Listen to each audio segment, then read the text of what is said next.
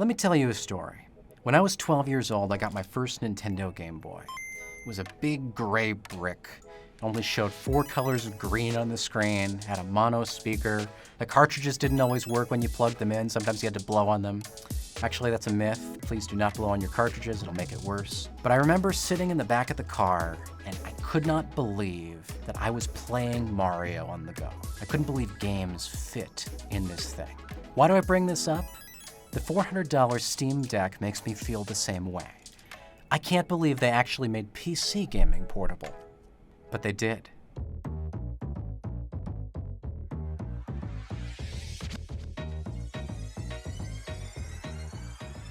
I am holding in my hands a computer that can capably play games released this year and games dating back decades, games that were designed for mice and keyboards and dedicated graphics cards, but I can play them because this is a gyroscopic aiming system and this is a virtual mouse.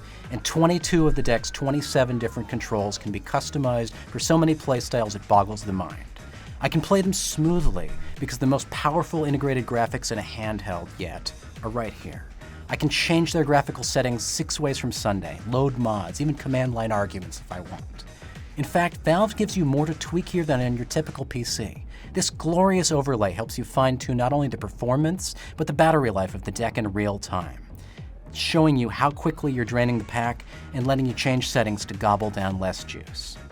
My favorite part, though, is I can pause my games at any moment, right in the middle of a huge fight. Or in my case, as a parent with 2 kids, I can finally complete games one bite-sized session at a time, like I did with my Nintendo Switch. I can plug in a mountain of peripherals, fire up a web browser, even do my job from here. I wrote a popular Verge story on this thing, and watched a whole lot of Netflix. After firing up GameCube games on this thing via the Dolphin emulator, I'm convinced it's going to be an incredible retro portable too. It's the most fun I've ever had beta testing a piece of hardware. Oh, did I forget to mention the Steam Deck can be an unfinished, infuriating, unpredictable, buggy mess? To give you a better idea, first I need to show you the Steam Deck UI, which we've never been able to show you before. Here's a quick tour. So here's the main home screen for the Steam Deck. It's got a horizontally scrolling list of titles, kind of like Netflix, even though it's still reminiscent of Steam. There's also your vertical scrolling menu over here where you can access the library, store, media and downloads. It also doubles as an app switcher, which is something they just added the other day if you want to run 2 apps at once. There's also a quick settings menu over here where you can access brightness, audio, some of your advanced battery options, but you can't do everything from this portion of the menu. If you want to actually pair Bluetooth headphones or toggle auto brightness, you have to go to this settings menu instead, where there's a lot of vestigial Steam stuff that I imagine is still getting figured out, hopefully in future revisions. Some of the transitions and animations can still be a bit jumpy too, and when I'm using the controls, whether I'm using a touch screen or buttons or even a mouse, sometimes it's not quite clear when I've got the handles of the devices and when I'm actually able to toggle them on and off.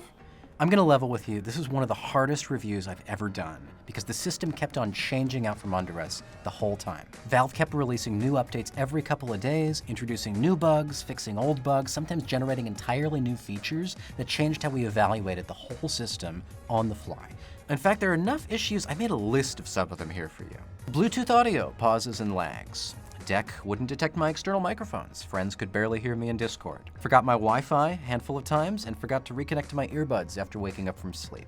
That happens pretty often. Some games like Cyberpunk will be working one day, not working the next. Error messages, I've seen so many error messages, and a handful of black screens.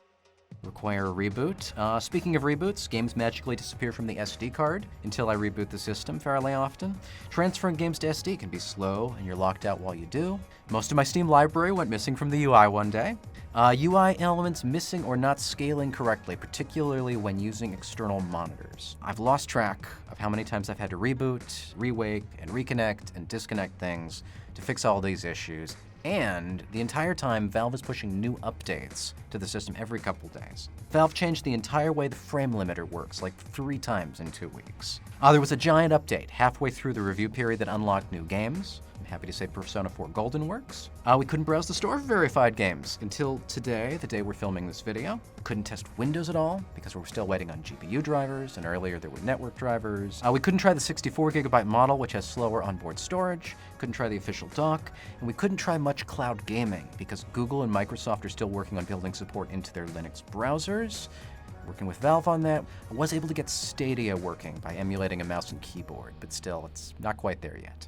When I spoke to Valve, the team candidly admitted it's not all going to be there by launch. The company will be shipping rapid fixes and features to early adopters for some time to come. I've got some faith in Valve. It never abandoned the Steam controller or Steam Link HDMI streaming puck, updated them long after it was clear they didn't meet Valve's sales expectations. But you should know going in, this is not a console that'll flawlessly run every Steam game the moment you hit play. Though Valve's done some incredible work to make Windows games seamlessly work on Linux, it still doesn't run some of the biggest hits like PUBG, Destiny 2, GTA 5, and Fortnite due to conflicts over anti-cheat software. Other games won't launch at all and won't tell you why. Some will need you to mess with settings or spend time figuring out a custom control scheme that works. And while Valve and the Steam community have made things easier by verifying some games as deck compatible and preceding loads of old Steam controller configurations, I still never know quite what to expect. Here's the original TIE Fighter, one of my favorite games ever made. It launches. The animations look great. Someone with the old Steam controller even made a custom control scheme. But there's no cursor to navigate the menu, and this isn't really playable. I got in the TIE Fighter. And I'm spinning uncontrollably. Meanwhile, Valve certified Deathloop is a game that plays great on deck, but the joystick controls are all stuttery. You can't just swap in an emulated mouse because that doesn't play nice with the gamepad buttons. And if you emulate a mouse and keyboard, now the on-screen button prompts don't match up. Here's a list of games that actually worked on the Steam Deck for me, and a bunch that didn't, because some of them didn't have a good control scheme, or in many cases simply crashed immediately to desktop, or through some other kind of random error when I tried to launch them via Proton. My very first day with the Steam Deck, I wanted to play Halo Infinite, Back 4 Blood, and Duck Game with my friends, but none of them run on the deck. And when I tried streaming Halo from my desktop PC instead, I ran into a whole bunch of glitches. So that all sounds frustrating. And it is. And I'm still buying one. I'm paying $400 because I don't mind being an early adopter. I'm the kind of guy who spent an entire hour building the perfect custom configuration to play Destiny 2 via Stadia, a platform where I don't even own any games, and I don't regret it for a moment. Also, the hardware is fantastic. The screen is good. I'm using the $650 version with the anti-glare display, which works. Though it also soaks up fingerprint oil. The speakers are excellent, loud and clear without being shrill.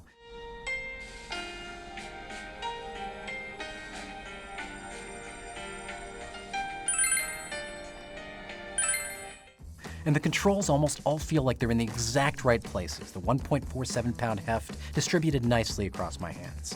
I even appreciate the top-mounted USB-C port, because I always found the Nintendo Switch's bottom-mounted one getting in the way. And while some have complained about Valve's choice of a Wi-Fi 5 chip instead of Wi-Fi 6, I saw 580 megabit per second download speeds from gigabit fiber over a powerful Wi-Fi router.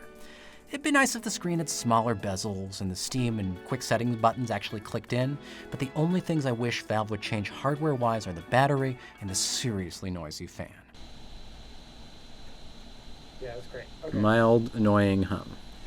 As iFixit showed in a teardown, that 40 watt-hour battery is not going to be trivial to swap out, and the Steam Deck hits it hard. It's easy to see the console draw 24 watts in scenes that really tax the GPU, which means less than 2 hours worst case on a charge. I saw just under 2 hours of control at 60 FPS in low settings, but I got more than 4 hours in less intensive games with the frame limiter set to 30 FPS. You should know Valve's taking pains to preserve that battery too. It took me 2 hours 45 minutes to charge it from empty, and 15 of those minutes were just to get from 96% to full. And it doesn't charge any faster if you've got a more powerful adapter. The good news is I was able to suspend a game shortly before the console was about to die. I still had an hour to get home and plug it in, and the bundled 45 watt charger was powerful enough to charge and play at the same time. I was right back in my game. You should also know this is a big, beefy system that's not going to fit in pockets or even a mid-sized purse. Like that original Game Boy, I wound up carrying it in its own custom tote bag.